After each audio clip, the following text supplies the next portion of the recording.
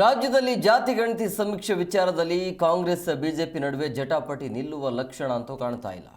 ಬಡವರಿಗೆ ಜಾಸ್ತಿ ರೇಷನ್ ಕೊಡೋಕೆ ಸರ್ಕಾರ ಸಮೀಕ್ಷೆ ಮಾಡ್ತಿದೆಯಾ ಅಂತ ಅಶೋಕ್ ಕುಟುಕಿದ್ದಾರೆ. ಇದು ರಾಜ್ಯದ ಜಾತಿ ಗಣತಿಯಲ್ಲ, ಸಿದ್ದರಾಮಯ್ಯನವರ ಮನೆಯಲ್ಲಿ ತಯಾರಾಗುವಂಥ ಸಮೀಕ್ಷೆ ಅಂತೇಳಿ ವಾಗ್ದಾಳಿಯನ್ನು ನಡೆಸಿದ್ದಾರೆ.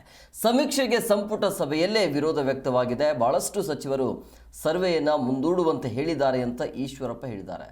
ಏನು ಹೇಳಿದ್ದಾರೆ ಕೇಳೋಣ ಬನ್ನಿ.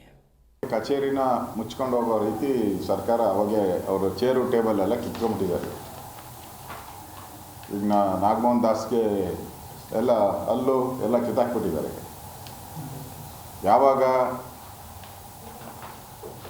ಇವ್ರ ಮೇಲೆ ನಿರಂತರವಾಗಿ ಭ್ರಷ್ಟಾಚಾರ ಆಪಾದನೆಗಳು ಬರ್ತಾ ಇದೆ ರೆಗ್ಯುಲರ್ ಆಗಿ, ಅದರಿಂದ ಇನ್ನೆಲ್ಲಿ ನಮ್ಮದನ್ನು ಕೂಡ ತನಿಖೆ ಮಾಡಬೇಕಾಗುತ್ತೋ ಅನ್ನೋ ದೃಷ್ಟಿಯಿಂದ ಇವತ್ತು ಸರ್ಕಾರ ಇದಕ್ಕೆ ಯಾವುದೇ ರಿಯಾಕ್ಷನ್ ಕೊಡದೆ ನಾಗಮೋಹನ್ ದಾಸ್ ನ್ಯಾಯಮೂರ್ತಿಗಳಾದಂಥ ನಾಗಮೋಹನ್ ದಾಸ್ ಅವ್ರಿಗೂ ಗೌರವ ಕೊಡದೆ ಇವತ್ತು ಪಲಾಯನವಾದವನ್ನು ಮಾಡ್ತಾ ಇದ್ದಾರೆ.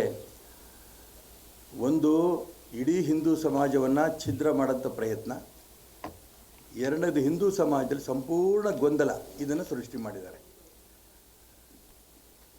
ಕ್ಯಾಬಿನೆಟ್ ಮಂತ್ರಿಗಳೇ, ಕಾಂಗ್ರೆಸ್ಸಿನ ಸಚಿವರು, ಮುಖ್ಯಮಂತ್ರಿಗಳ ಎದುರಿಗೇನೆ ಇದ್ಯಾವುದೇ ಕಾರಣಕ್ಕೂ ಕೂಡ ಆಗಬಾರ್ದು ಅನ್ನೋಂಥ ಗಲಾಟೆ ಮಾಡಿದ್ದು ನಿಮ್ಮ ಪತ್ರಿಕೆಗಳಲ್ಲೇ ನಾನು ನೋಡಿದೆ.